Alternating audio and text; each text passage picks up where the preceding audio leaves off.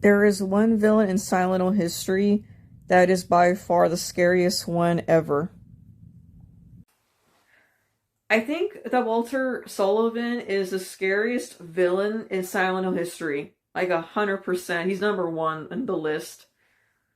So it's like Walter Sullivan appears in Silent Hill 4 The Room, which sucks because I've always wanted to play that game, and it sucks that I never got to. So his character was pretty much raised in the Silent Hill cult, and he was told to kill a bunch of people to sacrifice them. And it was called it's like 21 Sacraments. I think that's how you say it. And he has to kill 21 people to reach his goal. And what's crazy with Walter during this game, it's a great, great twist. His character gets killed in prison, right? So he pretty much fails his mission, but the kills are still continuing for some reason. And it kind of turns into a copycat theory, but it's not what you think. And that is what makes this game so scary, is that you're pretty much trying to figure out who is continuing the kills, because still it's still trying to do the Silent Hill cult thing, right? There's still a connection to the cult. So you assume it's probably someone else that's taken over his reign, right? No. It is far more darker than you think. So during the game, the main character, his name is like Henry Townsend. I gotta be honest, this guy is so freaking boring. I gotta be honest, I feel like that the writers could have done a better job with him.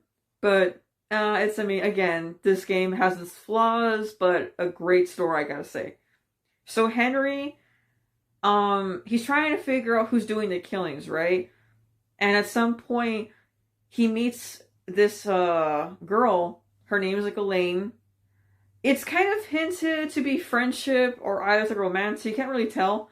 But at some point, she gets targeted and she dies. But she actually does survive her attack, because the game pretty much makes you believe she got killed, but she didn't. She barely survived her injuries.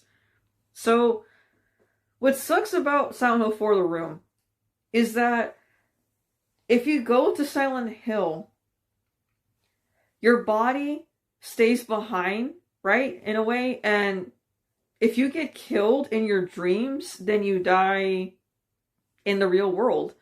And it's interesting how they tackled this in the game, because in Silent Hill 4 The Room, I forgot to explain this, the room is seen as something dangerous. It's not really it's not really a safe room, pretty much. Henry is trapped in his own room.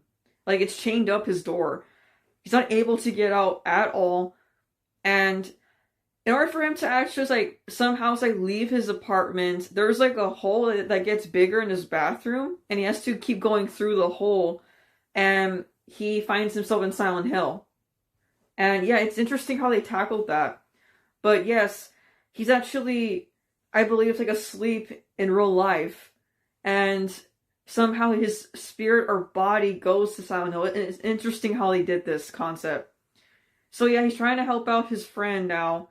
And at some point, this twist shocked me the first time I saw it. It was insane. He finds out that Walter, his dead body, had been in Henry's wall in his apartment the whole time. And it turns out his ghost has been continuing the murders. He made himself a victim, so that he could continue the murders. Walter killed himself so that he could continue the murders. That is insane to me when I first saw that twist online. Walter is nuts on another level. This is sick. And there's a reason why he's doing all this, and it's honestly pretty sad. So it turns out again the game that his main motivation is that he is doing this for his mother. But it's much more sad than you think. So he had been abandoned by his mother and his father when he was very young. I'm talking a baby. He had been left behind in his room. and, well, in the apartment room, I believe. And his parents left him there, and the cult somehow found him and they took him in. But he believed that the room itself was his mother. Like, I'm not playing. That's how messed up his head is, Walter. And the cult decided to feed on that to make him believe that if he completes this ritual, then he's able to go back to his mother again. Which is so messed up that the cult, would just brainwash him like that. But I think they knew that they had the perfect specimen on their hands to do this sick ritual, and that's why they just decided to go along with his delusions. Which is sick, honestly. And there's even another thing that the game does. It doesn't really make any sense, but it's a cool thing they did the game too. You meet some others like version of also like Walter, but he's like a small boy, and he speaks to Henry in some scenes, and you feel really bad for Walter here because somehow his body split into the adult version that's the killer, and also a child version of himself where he's innocent, and he tells Henry that he wants to go back to his mother. And it's just so sad, honestly. Like, you feel bad for him as a kid, the trauma he went through, but you can't feel bad for him now because he's a full-blown monster. So yeah, it's like Walter is very scary, but you can't help but feel sorry for him a little bit. Kind of, but not really.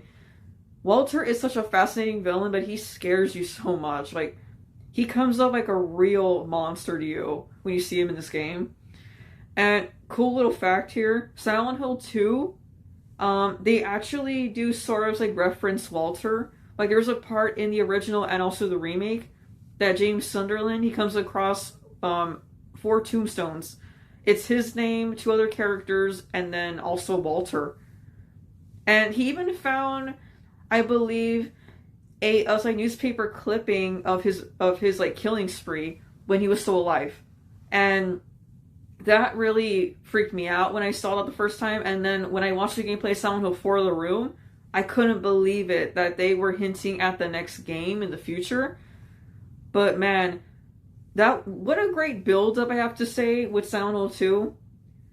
Like, that clipping that you find in the newspaper is so eerie, and then you finally see him in Silent Hill 4, and he is terrifying. They did a really good job on this villain, and that is why he's the best villain ever in Silent Hill.